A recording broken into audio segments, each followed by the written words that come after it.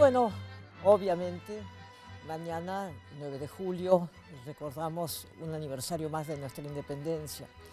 A mí me molesta, debo confesar, que haya tantos feriados. Es decir, yo creo que el día de hoy, bueno, no tendría por qué no haber sido laboral, pero vamos a ver qué opinan aquellos que saben de la historia, del devenir de nuestro país y de lo que siente incluso el ciudadano argentino en estos momentos. Por eso, nuestro primer invitado esta noche es el presidente de la Academia Nacional de la Historia, doctor Cortés Conde. Muchas gracias por haber venido, doctor. No, por favor. Y no sé si usted está de acuerdo o no, pero yo creo que la recordación patriótica no pasa por no ir a trabajar, ¿no? No, absolutamente, absolutamente. Yo creo que es contraproducente porque lo que debiera hacerse es que esas fechas, precisamente en todos los colegios del país, los maestros debieran explicar qué es lo que pasaba, qué significó eso en la vida de la nación, qué importancia tiene para todo nuestro futuro.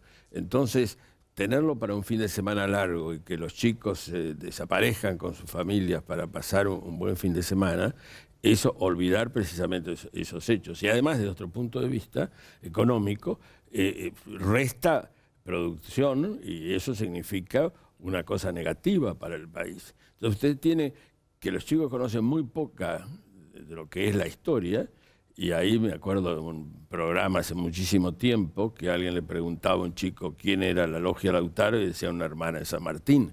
¿En serio? Sí, pero el tema es, sin llegar a esos extremos, lo digo como una anécdota, el problema es que conocen poca historia y además la historia en general está mal contada, es decir, simplemente son nombres, relatos, héroes, y no profundizan en lo que fue el devenir histórico con todos los problemas que tuvo de nuestro país y qué es lo que pasó en cada una de estas fechas y qué importancia tienen.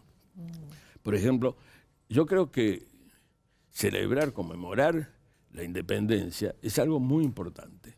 Y es muy importante porque fue un hecho fundacional en el país. Ahora uno puede quedarse en eso, decir, bueno, los que estuvieron, los congresales y aplausos, etc. Yo creo que para que no quede una cosa puramente fría y vacía de contenido, lo que hay que hacer es explicar, y explicar qué es lo que estuvo pasando, qué dificultades existieron. ¿Cómo era la sociedad en aquel momento? No solo cómo era la sociedad, qué se estaba jugando. Porque lo que se estaba jugando fue importantísimo para el país que después fue. Porque no solo se trató de separarse de España y después de toda otra nación extranjera, significó construir un nuevo orden político. Y ese nuevo orden político pasa por alternativas distintas y termina en la Constitución Nacional y va hasta hoy en un régimen que, con los tropezones y con los problemas que tuvo, es el que elegimos los argentinos y que pasó a través del tiempo. Te hablábamos recién de algunas circunstancias, y yo recuerdo en la época del 83, cuando el país vuelve a un régimen democrático, ese rezo laico que hizo Alfonsín con el preámbulo de la Constitución. Claro. Bueno, ese es el pacto de unión de los argentinos. Y todo eso no empezó un día y lo decidió un señor, etcétera, sino que viene como un proceso que empezó en mayo de 1810, cuando se elige el primer gobierno patrio, siguió con la Asamblea del año 13, tiene un punto de inflexión importantísimo con el Congreso de Tucumán y la Declaración de Independencia de 1816, y tiene todo un montón de problemas y termina con la Constitución histórica, que es, como yo llamo, el pacto de unión, el pacto de convivencia de los argentinos. Pero ahí, ¿qué quiere decir? Porque las palabras a veces son vacías, un régimen democrático. El problema es que en 1810 la revolución instaura un nuevo orden político. Ese orden político es un orden que empieza con las ideas de la Ilustración y lo que fue la Declaración de la Independencia en Estados Unidos en 1776 y la Revolución Francesa, que implica que todos los hombres son iguales en derecho. Esto parece una cosa medio obvia, pero el mundo no era así. No era así, claro. No, el mundo estaba dividido en estamentos y uno tenía... Tampoco, perdón, doctor Cortés Conde, tampoco es así ahora. Bueno, no, pero es que tampoco significaba eso que todos los hombres tenían las iguales posibilidades. Significa que cada individuo tenía el mismo derecho a acceder a determinadas cosas. En la época anterior, había estamentos y habían unos que eran señores, otros que eran campesinos libres, otros que eran siervos, otros que eran esclavos, otros que eran extranjeros. Y los derechos de cada uno correspondían al estamento. No había un derecho individual de la persona. La persona era tal como sujeto de derechos solo como miembro de ese estamento. Y toda la teoría política hasta entonces era una teoría que enseñaba a obedecer dentro de esos cánones. Sí. El gran desafío del mundo, que trastabilló después, y yo creo que hasta ahora, es que le dicen al individuo: usted es el dueño de sí mismo y usted cede sus derechos a alguien que gobierna.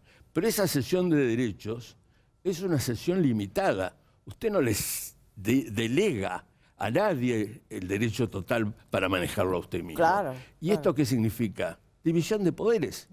Entonces nosotros elegimos un régimen democrático soberano del pueblo, pero no cede todos los derechos, sino dentro de un marco absolutamente limitado, que es el de la división de poderes. Ese es el Estado de Derecho que instauramos y que a veces tuvo sus tropiezos, a veces salió y nos costó salir de eso. Entonces en Tucumán lo que en definitiva se decide es que elegimos un orden político basado en que todos los hombres son iguales en derechos. Claro, en ese sentido la ley Sáenz Peña, por ejemplo, es un jalón importantísimo. Es un jalón muy importante, ¿no? Es un jalón muy importante porque universaliza el derecho al voto, lo hace en una forma en que sea efectivo y permite entonces el acceso a la elección a los electores, a la posibilidad de elegir gobiernos, produce un cambio muy sustancial en el régimen político. Fíjese, Cortés, pero había elecciones antes, no es que no había. Claro, pero fíjese, Cortés Conde, qué interesante el material de archivo, por ejemplo, que nosotros tenemos y que ahora, claro, se digitalizan los archivos. Usted va a ver qué buena imagen tenemos justamente de lo que fue el momento en el cual se proclama la ley Sáenz Peña. Fíjese.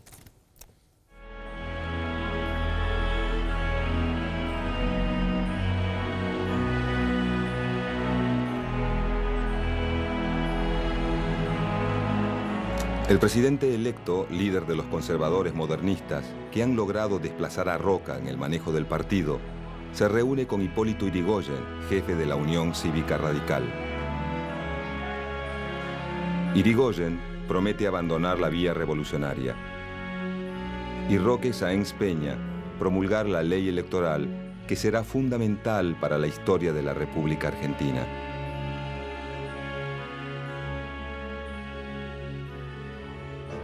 En 1912, Sáenz Peña establece el voto universal masculino, secreto y obligatorio, la representación de las minorías y el uso del padrón militar, con lo que la voluntad ciudadana comienza a ser respetada en la elección de sus autoridades.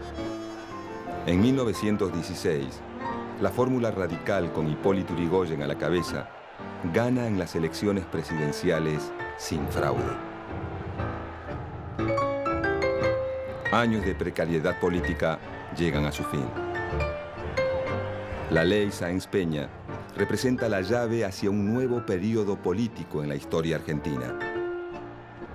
Una nueva metodología regirá al país durante los próximos 14 años. Las elecciones sin fraude y el inicio de una nueva política en que las masas populares tendrán mucho para decir.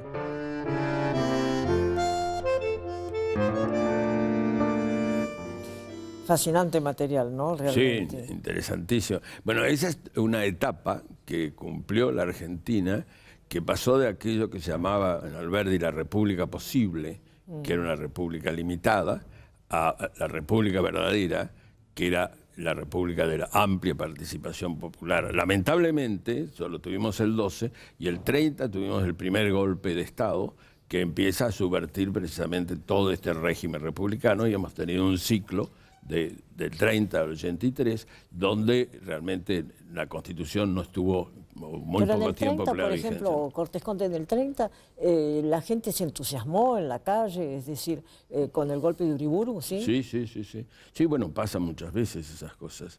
Sí, al principio sí, el golpe del 30, que en realidad fue un pequeño movimiento militar, porque no tenía más que los cadetes del Colegio Militar y algunos otros más, tuvo un respaldo popular, pero poco tiempo después, en las elecciones del 31, los radicales vuelven a ganar, y después lo que tuvimos un régimen que vivió con el fraude. Pero lo que yo quería señalar es que nosotros elegimos un régimen republicano democrático, ¿no es verdad?, entre 1810 y 1816. En 1810 el mundo estaba con esas ideas, con la revolución, estaban las juntas en España, había venido la independencia norteamericana. 1814 cae Napoleón, vuelve Fernando VII y el mundo es de la reacción. En 1816 lo notable de los que votan la independencia es que América del Sur es el único lugar que el legitimismo monárquico, la parte más absolutista y reaccionaria, todavía no ha conquistado. La Santa Alianza, que es el conjunto de Rusia, Austria y Francia, y Prusia, están tratando de eliminar cualquier foco antilegitimista. En eso usted tiene el valor que tienen los congresales de Tucumán, que mantienen en una situación donde en toda América del Sur la revolución había perdido, el hecho de que este país iba a ser independiente y tenía un régimen político distinto. Exactamente. Eso es lo que me parece que hay que explicar en las escuelas en vez de dar feriado. Totalmente de acuerdo, totalmente de acuerdo. Y ojalá además usted es muy didáctico, ojalá a los chicos se les explique de esa manera, absolutamente comprensible, lo que significa nuestra independencia. Doctor Cortés Conde, muchísimas gracias. No, gracias a usted. Y bueno, por supuesto que acá el presidente de la Academia de la Historia, naturalmente, tiene los argumentos que uno le gustaría tener tantas veces en discusiones callejeras, como tantas que sigue habiendo, hasta el punto de que vivimos con la grieta, nos hemos acostumbrado a vivir con la grieta. Quédate, vas a ver cómo.